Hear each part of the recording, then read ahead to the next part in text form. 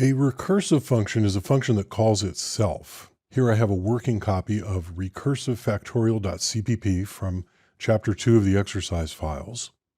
And this is a function that computes a factorial. And a factorial function computes the value of n factorial as n times n minus 1 times n minus 2 all the way down to 1. Or, if you notice from that function, n factorial is equal to n times n minus 1 factorial.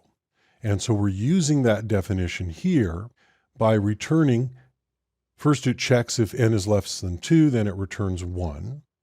And otherwise, it returns the value of itself with the parameter of n minus 1 times itself. So, in other words, n factorial equals n times n minus 1 factorial. So when we build and run, we notice we're running it with a value of 7, and we get the result of 5,040. If we run it with the value of 10, you notice we get a much larger number, and if we run it with 5, we should get 120.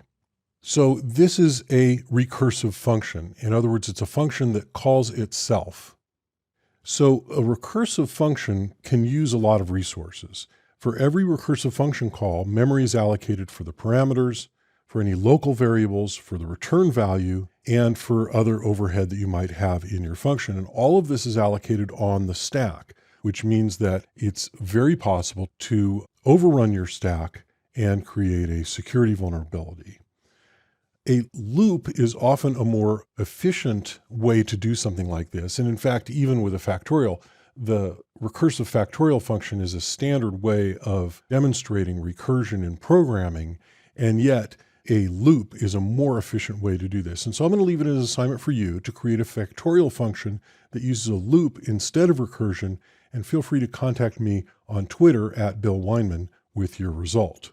So C++ supports recursive functions, but you should be careful. For problems that may require a lot of iterations, recursion can quickly use up a lot of resources, which can easily create buffer overflow related security vulnerabilities. It's often better to find a different looping solution.